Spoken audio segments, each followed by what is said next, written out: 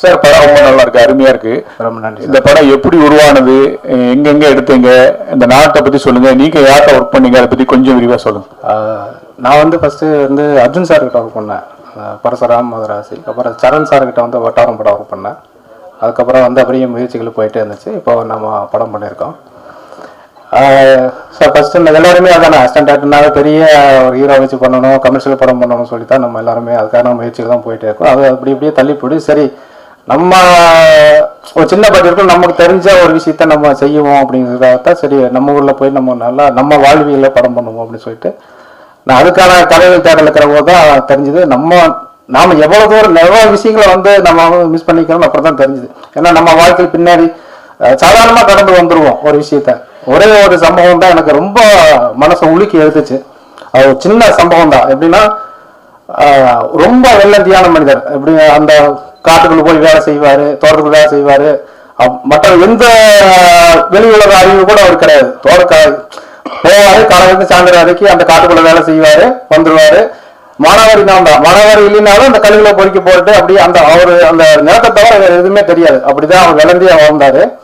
ஒரு இடத்துல அந்த அவங்களுடைய பசங்க 2 பசங்க வந்து பெருசாகி அவங்க ஒரு இடத்துல சரியா வேலைக்கு போகாம ஒரு இடத்துல அந்த நிலத்தை வித்துறாங்க. இது கூட அவருக்கு தெரியாது. ஏன்னா அவர் கூட்டிட்டு போறாங்க, கூட்டிட்டு போய் விசிட் ஆஃபீஸ்ல கூட்டிட்டு போய் விடுவாங்க. கூட்டிட்டு வந்து இந்த மாதிரி கடன் ஆகி போச்சுப்பா, நீ கையெழுத்து போடு அப்படின்னு சொல்றாங்க. அப்போ கூட அவரு அப்படியா அப்படின்னு சொல்லிட்டு கையெழுத்து போட்டு வந்துடுறாரு. வீட்டுக்கு வந்துட்டு அது எப்பவும் போல மறுபடியும் வந்து அந்த நேரத்துலயே போய் மறுபடியும் வேலை செய்யறாரு. வாங்கணும் வந்து சரி ஏதோ சரி கொஞ்ச நாளைக்கு எப்படிதான் இருப்பாரு அப்படின்னு சொல்லிட்டு விட்டுறாங்க. ஆனா தொடர்ந்து அதை வந்து அந்த அந்த அந்த நேரத்திலேயே அவர் வேலை செஞ்சுட்டே இருக்காரு. ஒரு இடத்துல அந்த நேரத்தை விட்டு அவர் வரல. கிட்டத்தட்ட எனக்கு தெரிஞ்ச ஒரு 10 வருஷம் அந்த நேரத்திலேயே இருந்தார். கிட்டத்தட்ட ஒரு அந்த கிராமத்துல இருந்து ஒரு 4-5 கிலோமீட்டர் இருக்கும். நம்மளால இன்னைக்கு 1 கிலோமீட்டர் போனாலே அவ்வளவு பயமா இருக்கும். அந்த 10 வருஷம் அந்த ஒரு பெரிய கள்ளிச்செடி இருக்கும், அதுக்குள்ளேயே படுத்துக்குவாரு, அதுக்குள்ளே அந்த நேரத்துக்குள்ளேயே இருப்பாரு. ஈரமான நேரத்தை பத்தி பேசுவார். இவ்வளவு விளைஞ்சது அவ்வளவு விளைஞ்சது, நீங்க அவ்வளவு எடுத்துட்டு போங்க இவ்வளவு எடுத்துட்டு போங்க. நைட்டு 2-1 மணி வரைக்கும் கத்திக்கிட்டே இருப்பாரு. வீட்டுக்கே வரல. சாப்பாடு கொண்டு போய் வைப்பாங்க, ஒரு சாப்பிட்டு சாப்பிடுவாரு, இல்லை சாப்பிட மாதிரி இந்த மாதிரி அவர் ஒரு இடத்துல மனப்பித்தலாகி அந்த நேரத்திலேயே இருக்காரு. ஒரு நாள் வந்து பாத்தீங்கன்னா அந்த சத்தம் வரல, எல்லாரும் போய் பார்க்குற போது நிலத்தை செத்து கிடக்குறாரு. ஸோ அந்த மனிதனோட கதை தான் நம்ம சொல்லணும்னு சொல்லி நம்ம அந்த கதை பண்ணியிருக்கேன். இப்போ நினைச்சா எனக்கு அது ரொம்ப உலுக்கி எடுக்கும். நம்ம என்னதான் வந்து கற்பனையா சில விஷயங்களை செஞ்சாலும் நம்ம வந்து மறுவிக்குமா வழியா, ஆனா உண்மையதான் வந்து நம்ம வந்து இன்னும் நல்லா உலுக்கி எடுக்கும். அந்த சமம் எப்பவுமே எனக்கு வந்து ரொம்ப உலுக்கி எடுக்கும். ஸோ அந்த மனிதனுடைய கதை தான் நான் வந்து செய்யணும், பதிவு பண்ணணும் அப்படின்னு சொல்லிட்டு இந்த படம் கதை பண்ணேன். இந்த படத்தை விருதுகளுக்கு ஏதாவது அனுப்பிச்சிருக்கீங்களா? அனுப்பிச்சிருக்கேன் சார். ஓகே. இந்த படத்தோட கதாநாயகன் மிஸ்டர் கணேசன் தானே அந்த நல்ல பாடலாக நடிச்சவர்? பரோட்டா முருகேசன். பரோட்டா முருகேசனா? அவர் வரலையா? இல்லை சார், அவர் ஏதோ கொஞ்சம் அந்த மலேசியாவில் ஏதோ கொஞ்சம் ப்ரோக்ராம் இருக்கிறனால அங்கே இருக்காருனால வர முடியாமல் போயிடுச்சு. சரி, ஓகே, வாழ்த்துக்கள். Okay, thank you sir. Sir director sir படம் ரொம்ப நல்லா இருக்குது. ஆனால் அந்த டைட்டில் நீங்கள் சொல்கிறப்பே சொன்னீங்க ஒண்டி முனியும் நல்ல பாடம். நல்ல படம். ஆமாம். ஆனால் டக்குன்னு படிக்கிறதுக்கு நானே இங்கிலீஷில் டைட்டில் வந்தப்போ நல்லா பாடணும் அப்படிங்கிற மாதிரி தோணுச்சு. கொஞ்சம் ஏதாவது மாற்றிருந்தா இன்னும் கேட்கல. அது எனக்கு அது உண்மையாலுமே அது நானும் கூட உணர்ந்தேன். நம்ம இன்னும் கொஞ்சம் எளிமையாக கொஞ்சம் டைட்டில் வச்சு இருந்திருக்கலாமோ அப்படின்னு சொல்லி. என்னன்னா அந்த நம்ம எழுதுற போதும் சரி, நம்ம அந்த பார்த்த விஷயங்கள் அந்த மனிதரோட வாழ்ந்த போது கடைசியில் என்ன அந்த அந்த என்ன சொல்றதுன்னா அந்த கேரக்டர் வந்து நம்மளால வெளியே வர முடியல. அவன் அந்த அந்த மனிதர் நான் பார்த்து அதை எழுதுற போதும் சரி, நம்ம படமாக்கும் போதும் சரி, அதை அப்படியே நம்ம உள்வாங்கிறதுனால எனக்கு அது வந்து ரொம்ப ரிலேட்டடா இருந்துச்சு. அந்த நல்ல படம் விட்டு என்னால் வெளியே வர முடியல. அந்த தாக்கத்தில் வச்சதுதான் அந்த டைட்டில். அது மாதிரி படத்தில் வந்து சார் நல்லா காட்டிருக்கீங்க. ஆனால் பண்ணையார் தான் 2 பண்ணையாருங்கிறீங்க. உங்க பக்கம் வழக்கம்னு நினைக்கிறேன். அந்த சைடுல பண்ணாடியோட மனைவிகளுமா வேலையை வாங்கிட்டு கூலி கொடுக்காம அனுப்புவாங்க. அந்த அளவுக்கு காட்டணும். இல்ல இது இன்னுமே அது வந்து என்ன எதுவுமே எங்க கற்பனை கிடையாது. நான் அங்க ஒரு கேரக்டர் அப்படிதான் இருந்தாங்க. அவர் என்னன்னா வட்டிக்கு விடுவார். அவர் வந்து அந்த பண்ணாடி வந்து என்னன்னா வட்டிக்கு விடுவாங்க. நீங்க காலையில சாயந்தரமோ மதியமோ போனீங்கன்னா வட்டி தர மாட்டாரு. ஈவினிங் காலையில் ஏர்லி மார்னிங் போகணும். அவர் தோட்டத்தில் வேலை செஞ்சுட்டு இருப்பார். அவரோட சேர்ந்து நீங்கள் வேலை செய்யணும். சாயந்தரம் வரைக்கும் வேலை செய்யணும். அப்படி யார் எத்தனை பேர் வேலை செய்யணும்? ஒரு நாளைக்கு 10 பேர் அந்த தோட்டத்தில் வேலை செஞ்சுட்டு இருப்பார். 10 நாள் 10 பேர் வேலை செய்வாங்க. சாயந்தரம் கூட்டிட்டு போய் வட்டி கொடுப்பாரு, ஃப்ரீயா வேலை வாங்கிப்பாரு. இது வந்து உண்மையா நடந்த ஒரு விஷயம் தான், எல்லாருக்குமே தெரியும் அந்த கிராமத்துல. அதான் அந்த கேரக்டர் கொண்டு வந்துள்ள. Correct sir. எல்லா பண்ணையாரும் அப்படியே எங்க ஊர் பக்கம் கொஞ்சம் நல்ல பண்ணையார்களும் இருக்காங்க சார். எல்லாருக்கும் நம்ம இருக்கோம், நம்ம அப்படி இருக்கிறவங்களையும் நமக்கு காமிக்கணும் இல்லையா, சொல்லணும் இல்லையா, அதுதானே சுவராசியமா இருக்கும். அதே மாதிரி கதை ரொம்ப நல்லா பண்ணியிருந்தீங்க, நீட்டா இருந்தது. இதே மாதிரி ஒரு கதை பார்த்துருக்குறோம், ஆனா இந்த மாதிரி இல்லை, இது எக்ஸ்ட்ரானரியா இருக்குது. நான் ஒரே ஒரு இடத்துல கதை அதை ஃபீல் பண்ணீங்களா நீங்க? ஏன்னா இந்த பையன்களோட சேர்ந்து 2 வீலர்ல சுத்துறாங்க ஃப்ரெண்ட்ஸுங்கெல்லாம். ஆனா அப்பெல்லாம் எங்க வீட்டு டம்ளர்ல நீ குடிக்கணும்னு ஆசைப்பட்டு இருந்து அவங்க தான் உசிப்பு விடுறாங்க. டே வால் பாக்குது வால். ஊர்ல கிராமத்துல வந்து பக்கத்து கிராமத்து பொண்ணு கூட யாரு என்னங்கிறது தெரியும். அது சினிமாட்டிக்கா இருந்தது, அதை யோசிச்சிங்களா நீங்க? இல்ல சார், அது என்னன்னா இப்போ எங்க அங்க பிரிக்கிறாங்க அப்படின்னா, அந்த நிலத்தை பற்றி பேசிட்டு இருக்கிற போது அந்த தாசில்தாரும் பெரிய பண்ணாடியும் பேசிட்டு இருக்கிற போது அந்த இவங்க பேசிட்டு இருக்கிறது வந்து அந்த நிலவடனோட பையன் வந்து கவனிச்சிருவான். அப்போ கவனிச்சுனா இரு அவனுக்கு ஒரு வேட்டி வைக்கிறேன் அப்படின்னா இவனை எப்படி பிரிக்க வைக்கிறது அப்படிங்கிற போது அந்த பசங்களுக்கிட்ட வந்து அந்த ஜாதியை சொல்லி பிரிச்சுட்டான் அப்படிங்கிறக்காக தான் அந்த வச்சிருக்கோம். ஏன்னா எல்லாத்துமே சுயநலம் தானே, சுயநலம் எங்கே வரும்போது அந்த ஜாதி அது ஏதோ ஒரு ஜாதியை வந்து கருவியாக நம்ம பயன்படுத்திட்டோம்ல. இல்லை ஒண்டி முனியும் நல்லா பாடணும், நல்ல ஒரு தலைப்பு. இப்போ லேட்டஸ்ட்டாக பார்த்தீங்கன்னா கூழாங்கல், இந்த கொட்டுக்காளி, ஜமா அந்த வரிசையில் வந்திருக்கு. ஓகே, நன்றி சார். ஸோ நீங்கள் ஃபஸ்ட்டு டிஓபியை எப்படி செலக்ட் பண்ணீங்க? ஏன்னா அவருடைய கண் இதில் நல்லா வேற லெவலில் விஷுவல் காமிச்சிருக்காரு. சில இடங்கள்லாம் மலை மாதிரி காமிச்சிருக்காரு, சில ஷார்ட்ஸ்லாம் அவ்வளோ அழகாக பண்ணியிருக்காரு. நீங்களா கேட்டிங்களா அவரா ஃபிக்ஸ் பண்ணல? 2 பேருமே நல்லா டிஸ்கஸ் பண்ணிட்டோம். ஏன்னா கிட்டத்தட்ட அந்த நம்ம வந்து கதை பண்ணிவிட்டு அங்கே போய் கிட்டத்தட்ட ஒரு 2-3 மாதம் அங்கே வந்து லொக்கேஷன் சர்ச் பண்ணோம். அதில் தேடி அங்கே அந்த லொக்கேஷன் நம்ம எப்படி காமிக்கணும் அப்படின்னு சொல்லி 2 பேருமே மொபைல்லேயே ஃபஸ்ட்டு அந்த ஷார்ட் எல்லாம் கம்போஸ் பண்ணி பார்த்தோம். இந்த இடத்துல இருந்து இப்படி காமிக்கணும் அப்படின்னு சொல்லி அவரும் நானும் டிஸ்கஸ் பண்ணி தான் அந்த ஷார்ட்டை கம்போஸ் பண்ணோம். படம் முழுக்க கதை ட்ராவல் சூப்பராக இருக்குது, அந்த ஆடு போகிறது எல்லாமே. எந்த இடத்துலையும் சாங் வைக்கணும்னு தோணவே இல்லையா? இல்லை, எனக்கு இது சாங் வேண்டான்னு தான் தோணுச்சு. ஏன்னா ஒரு வாழ்வியலான ஒரு படத்தில் வந்து நம்ம வந்து ஒரு கமர்ஷியலாக சாங்கோ இல்லை ஃபைட்டோ வேண்டாம் அப்படிங்கிறதுனால தான் நான் அதை தவிர்த்துட்டேன். தவிர்க்கிறேன்னு கிடையாது, அந்த கதையினுடைய போக்கு அப்படியே இருந்துச்சு, ஆனால் அப்படியே விட்டுட்டேன்.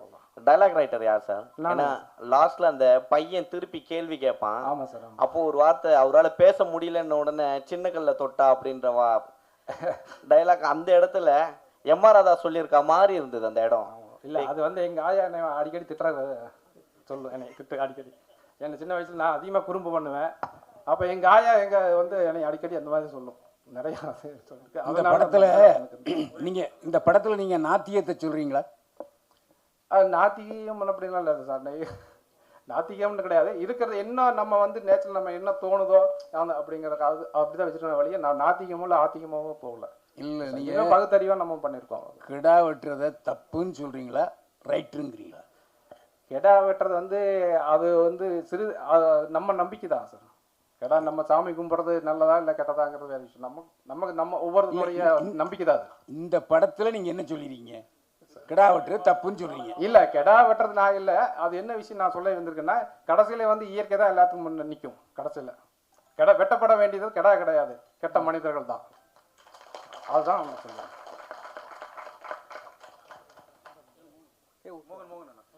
சார், படத்தில் வந்து லாஸ்ட்டாக ஒரு சீன்ஸ் வச்சுருக்கீங்க. இது வந்து உண்மை சம்மந்தம் எடுத்தப்பட்ட படமா?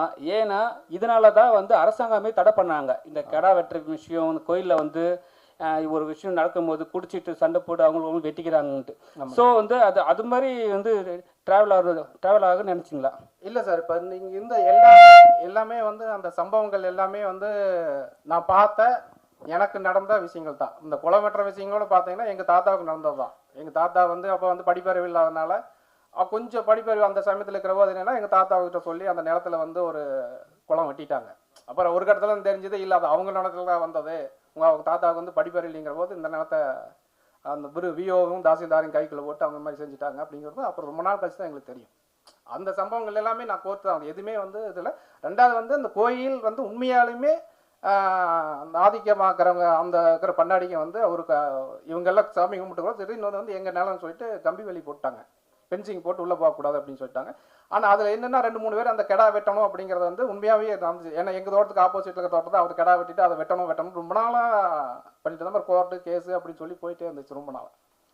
அப்புறம் என்ன நடந்துச்சுன்னா ஒரு கட்டத்தில் என்னென்னா அவங்களுக்குள்ளேயே அந்த பங்காளிக்குள்ளே சண்டையாகி ஒன்றுக்கு அடிச்சுக்கிட்டு கோர்ட்டுக்கு போயிட்டாங்க. இல்லை, அது நான் இது கொஞ்சம் கற்பனைக்காக என்ன, கடைசியில் வந்து அவங்க என்ன இவங்களே தனியாக ஒரு இடத்த சூஸ் பண்ணி இவங்களோட இடத்துல வச்சு ஒரு கடை வெட்டிக்கிட்டாங்க. அந்த ஆள் மாதிரி. சார் டேரக்டர் சார் அது மாதிரி 2 வில்லன்களையும் எங்கே சார் பிடிச்சிங்க? அந்த கார்த்திகேசன் சார் நமக்கு தெரியும், ஒரு படம்லாம் நடிச்சிருக்கிறாரு. அந்த இன்னொரு வில்லனும் அவருக்கு ஈக்குவலாக டஃப் கொடுத்தாரு. அதே மாதிரி அந்த டயலாக்லாம் ஆமாம் நீ வந்துட்டாலும் கிழிச்சிருவோம் மாட்டேங்கினா அந்த மாதிரி அந்த வீட்டு லேடியே பேசுறது ரொம்ப பிரமாதமாக இருந்தது இயற்கையாக. Okay sir. அது நீங்கள் சொல்லி வாங்கினீங்களா அவங்களே அப்படி நடிச்சாங்களா சார் அந்த அளவுக்கு? இல்லை சார், எல்லாமே அந்த அந்த வட்டாரத்தில் இருக்கிறவங்க தான் நடிகர்கள் எல்லாமே. கார்த்திகேசனும் சரி, அந்த லக்னட்ஸ் மீனாவும் சரி, கோயம்புத்தூர் வட்டாரம் தான். ஏன்னா அவங்களுக்கு நம்ம சொல்கிற போது ஈஸியாக புரிஞ்சுக்கிட்டாங்க. அதே மாதிரி இந்த ஹீரோயின் அவரை சில படத்தில் பார்த்துருக்கோம். அந்த ஹீரோயினும் ரொம்ப பிரமாதமாக பண்ணியிருக்கிறாங்க. எனக்கு வந்து நான் ஸ்கூலில் படித்தப்போ இந்த மாதிரி பண்ண வாழ்த்தனங்கள்லாம் ஞாபகம் வந்துடுச்சு. அதே இங்கே கூட ஒரு தவறான ஒரு புரிதல் இருக்குது. ஏதோ ஒடுக்கப்பட்ட ஜாதி லவ் பண்ணாதான் வந்து சண்டை போடுவாங்கன்னு. ஈக்குவல் ஜாதி லவ் பண்ணாலுமே ஒத்துக்க மாட்டாங்க. ஏன்னா இல்லை, அதை நான் இங்கே ஏன் உங்களுக்கு சொல்கிறேன்னா, நான் ஹெட்மாஸ்டர் பையன் ஸ்கூலில். நாம் ஒரு லவ் பண்ணுவோம், ஆனால் நமக்கு ஈக்குவலான ஜாதிக்காரனே என்ன என் அண்ணன்ட்ட வந்து சொல்லி மிரட்டிட்டு போயிருக்கான். அந்த லவ் அதோட விட்டேன் நான். ஆனால் இங்கே படங்கள்லாம் காட்டப்படுறது இந்த ஜாதி இவங்க லவ் பண்ணாதான் ஒத்துக்க மாட்டாங்கன்னு. எல்லா ஜாதியுமே வேற ஜாதியில் லவ் பண்ணால் ஒத்துக்க மாட்டாங்க. அதை அழகாக காட்டியிருந்தீங்க, எந்த ஜாதின்னு குறிப்பிட்டு சொல்லாமல். வாழ்த்துக்கள். சார் சார் இங்கே ஆக்சுவலாக படத்தில் வந்து அந்த லவ் பண்ணுற சீன் காமிச்சிருக்கீங்களே, அது எல்லா பெண்களும் அந்த மனநிலையில் தான் இருக்குன்னு நினைக்கிறீங்களா? இருக்கிற ஜென்ரேஷன்ஸ்லாம் இப்போ வர பெண்கள்லாம் ஒரு பைக் புதுசாக எடுத்துகிட்டு வந்து அவங்க லவ் பண்ணணும், நீ காமிக்கிற விதம் வந்து பெண்களை கொஞ்சம் தவறாக காமிக்கிற மாதிரி இல்லையா? இல்லை, அது எல்லா பெண்களுமே அப்படி நம்ம சொல்ல முடியாது கண்டிப்பாக. பட் நான் காலேஜில் படித்தபோது உண்மையிலே அதான் நடந்துச்சு. நான் நடந்து போயிட்டு பஸ்ஸில் இறங்கி போவேன், என்னை பார்க்க மாட்டாங்க. என்னை விட சுமாராக இருப்பான், அவன் பைக்கில் வருவான், அவங்களோட பிக்கப் பண்ணிட்டு போயிடலாம். என்ன பார்த்தா பைக் தான் முதன்மையாக இருக்கும். ரொம்ப கஷ்டம் அந்த காண்டில் வச்சோம் சார். சார் இந்த படத்தில் சார் ஹீரோ வந்து அவர் எப்படி செலக்ட் பண்ணீங்க? அவர் வந்து சின்ன சின்ன கேரக்டர் பண்ணிட்டு இருந்தார், புரோட்டா கோடு போடுறவர். அது மாதிரி ஒவ்வொருத்தரையும் இந்த ஒவ்வொரு வரி சொல்லுங்களேன், யார் யார் நடிச்சிருக்காங்க பேருன்னு. எல்லாருமே நல்லா பண்ணியிருக்காங்க, கொஞ்சம் அறிமுகப்படுத்தி. முதல்ல அந்த ஹீரோ சொல்லிடுங்க. ஹீரோ வந்து விஜயன் சார். விஜயன் அவர் வந்து கூத்துப்பாட்டு ஆர்டிஸ்ட்டு. அவர் நிறைய ரொம்ப திறமையான நடிகர் தான். அவர் சரியான வாய்ப்பு கிடைக்கல. பட் எனக்கு அது இந்த கேரக்டருக்கு அந்த நேட்டிவிட்டியும் அது அவரோட பேஸு கரெக்டாக இருந்துச்சு. அதனால் அவரை சூஸ் பண்ணி நடிக்க வச்சேன். அப்புறம் வந்து வித்யா, அது கோயம்புத்தூர் பொண்ணு தான். அவங்கள ஃபஸ்ட்டு அங்கே பார்த்த உடனே சரி இந்த நம்ம ஊரில் இந்த பொண்ணு ஒரு சிம்பிளாக அழகாக அந்த மாதிரி தான் இருப்பாங்க, அப்போ இதவே நம்ம சூஸ் பண்ணி சொல்லிட்டு அவங்கள நடிக்க வச்சேன்.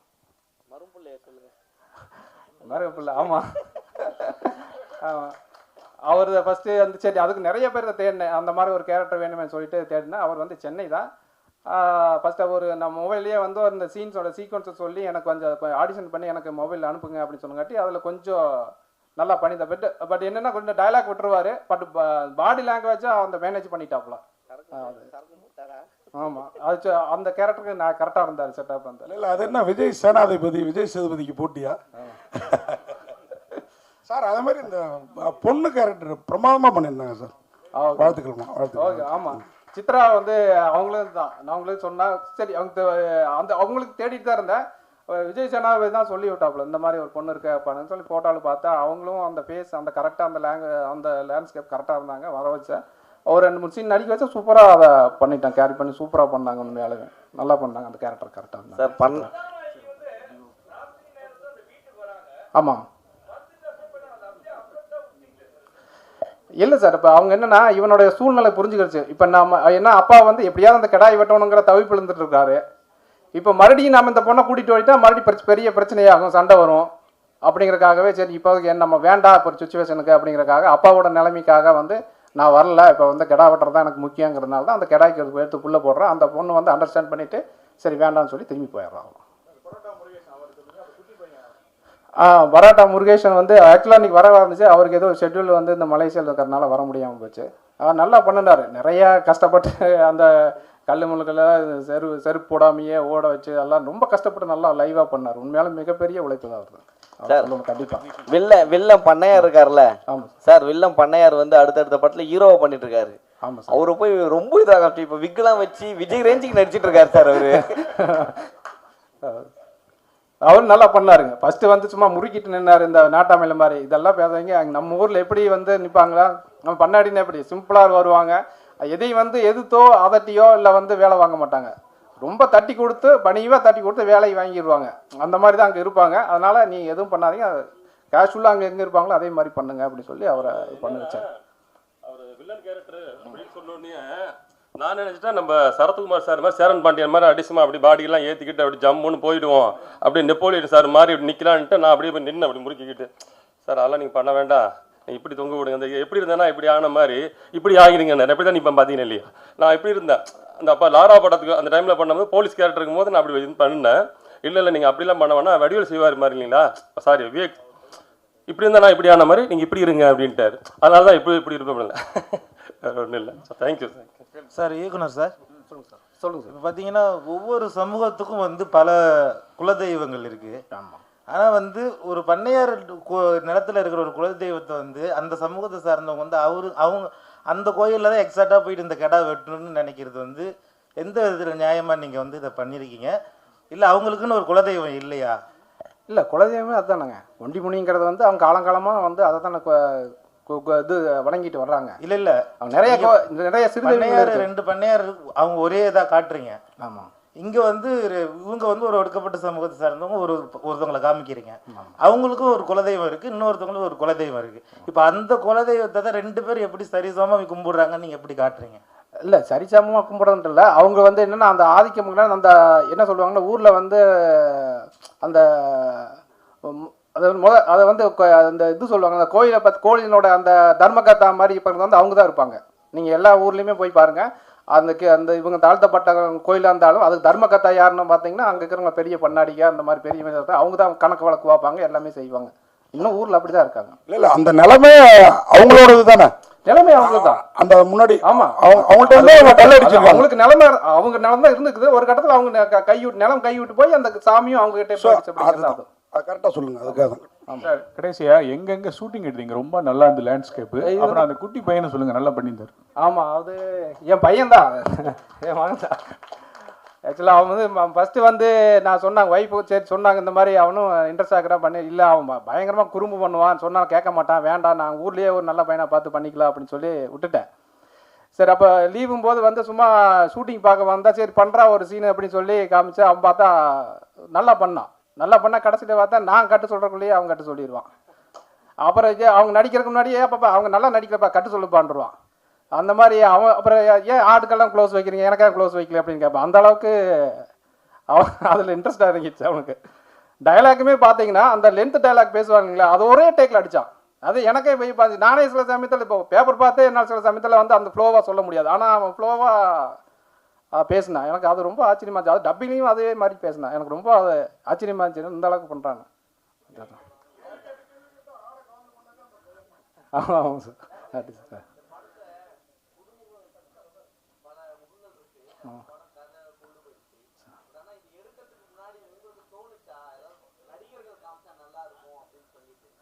இல்லை ஃபஸ்ட்டு நம்ம பட்ஜெட்டாக போகிறபோது ஃபஸ்ட்டு அந்த மாதிரி தான் சொல்லி நான் பண்ணினேன். சரி இருந்தால் நல்லா இருக்குமே ஒரு, ஏன்னா இப்போ நம்ம கொண்டு போய் சேர்த்துறதுங்கிறத வந்து ரொம்ப முக்கியமாக தேட்டர்லையும் சரி வியாபார ரீதியாக கொண்டு போய் சேர்த்துறதுக்கு வந்து ஒரு ஆர்டிஸ்ட் இருந்தால் நல்லா இருந்திருக்குன்னு தோணுது. சில சமயத்தில் நம்ம ஒரு பட்ஜெட்டுங்கிற வரும்போது சரி ஓகே நம்ம முதல்ல ஒரு படம் எடுப்போம், நல்ல படமாக எடுப்போம், ஏதோ ஒரு விதத்தில் கொண்டு போய் நம்மளுக்கு ஒரு அட்ரஸ் ஒரு ஐடி கார்டு கிரியேட் பண்ண வேண்டும் அப்படிங்கிறக்காக தான் நம்ம அது பண்ணோம். ஏன்னா பட்ஜெட்டுங்கும் போது அதுக்கு வந்து நம்ம கருப்பிச்சாமி வந்து ரொம்ப ஹெல்ப் பண்ணார். ஏன்னா அது ரொம்ப ஏன்னா அவர் ஷூட்டிங்கே வரமாட்டாப்புல மறுபடியும் நைட்டு ஃபோன் பண்ணி சொல்லி ஏங்க வரலைங்கன்னா ஏங்க நான் அங்கே வந்துட்டு அங்கே யாருங்க காலை கறந்துச்சா கடன் வாங்க போகிறது, கடன் வாங்கிட்டாங்க கடைசி அனுப்பணும் அப்படிம்பாரு. அந்த அளவுக்கு எனக்கு சில சமயத்தில் ஐயோ அது ஏன் அவர் கொண்டு வந்து மாட்டி விட்டோமே, ஐயோ தப்பாக போயிடுச்சோ அப்படின்னு சொல்லி கூட நைட்டு நான் ரொம்ப ஃபீல் பண்ணிக்கிறேன். ஆனால் அதெல்லாம் இல்லாமல் தொடர்ந்து வந்து அதை வந்து பண்ணி இந்த அளவுக்கு கொண்டு வந்து விட்டது வந்து மிகப்பெரிய எனக்கு நன்றி சொல்லணும். அவர் கருப்பிசாமியும் சரி அமராவதி இணை தயாரிப்பாளரும் சரி நான் சொல்லணும், கண்டிப்பாக நன்றி. அப்புறம் வந்து டிஓபி சார் வந்து ரொம்ப கூட இருந்து அவ்வளோ கோஆப்ரேட்டாக பண்ணி நம்ம என்னென்ன டிஸ்கஸ் பண்ணி என்னென்ன பண்ணணுமோ, ஏன்னா ரெகுலராக அந்த ஃபார்மேட் இல்லாமல் கொஞ்சம் லேண்ட்ஸ்கேப் வந்து கொஞ்சம் நல்லா வேர்ல்டு லெவலில் அதை பண்ணணும் அப்படிங்கிறக்காக 2 பேரும் டிஸ்கஸ் பண்ணி பண்ணியிருக்கோம். ஓரளவுக்கு அது கொண்டு வந்திருக்கோம். அதுக்கு அவருடைய தான் பங்களிப்பாக ரொம்ப பெருசாக இருந்துச்சு, அவருக்கு ரொம்ப நன்றி. அதுக்கடுத்து பார்த்தீங்கன்னா மியூசிக் டேரக்டர் நம்ம சொல்லணும். மியூசிக் டேரக்டர் கடைசி எல்லாம் முடிச்சு மியூசிக் டேரக்டர் கொண்டு வரும்போது என்னன்னா அவர் ரீல் கொடுத்து அனுப்புவேன், அவர் பண்ணி எனக்கு கொண்டு காமிப்பார். இல்லை சார் இது வேண்டாம் நல்லா இல்லை அப்படின்பேன். சரி ஓகே மறுபடியும் எப்போ வேணும் மறுபடியும் ஒன்று போடுவார், இல்லை வேண்டாம்பேன் மறுபடியும் ஒன்று போடுவார். கிட்டத்தட்ட ஒரு எனக்கு தெரிஞ்ச ஒரு 15-20 டைம் மாற்றி மியூசிக் பண்ணிட்டாரு. ஆனால் அசராமல் உங்களுக்கு என்ன வேணுமோ சொல்லுங்கள் அது பண்ணுவோம் அப்படின்னு சொல்லி பண்ணி கொடுத்தாரு. அது மிகப்பெரிய அவருக்கு தேங்க்ஸ் சொல்லணும் கண்டிப்பாக. அந்த எந்த டைம்லையுமே அவர் முகம் காமிக்கல. சரிங்க சார் ஓகே பண்ணிக்கலாமே ஓகே உங்க எப்படி வேணும் அப்படின்னு சொல்லி அது ஒவ்வொரு டைமும் நமக்கு மாற்றி மாற்றி அதை பிடிச்சோம். நல்லா ஒரு மிகப்பெரிய அந்த பேக்ரவுண்ட் மியூசிக் வந்து ரொம்ப சூப்பராக இருந்துச்சு. ஏன்னா அந்த வட்டார வழக்கில் இருக்கிற அந்த சவுண்டை அப்படியே கொண்டு வந்தார். அது ரொம்ப யூஸ்ஃபுல்லாக இருந்துச்சு.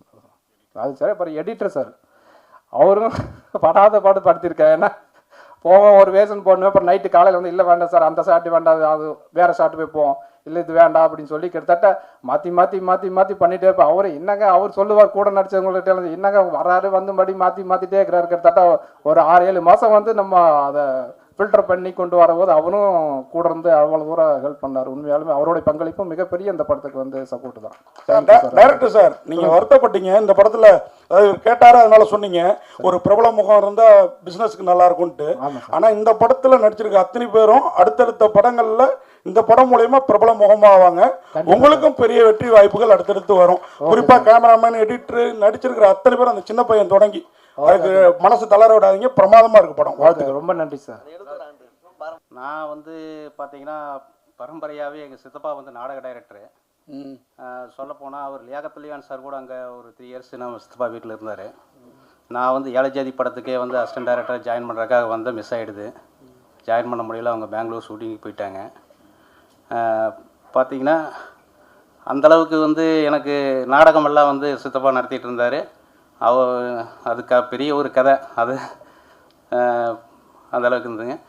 இப்போ எப்படின்னா நானும் இவர் டைரக்டர் 2 பேருமே ரூம்மேட்டு சென்னையில் கிட்டத்தட்ட 2000க்கு முன்னாடி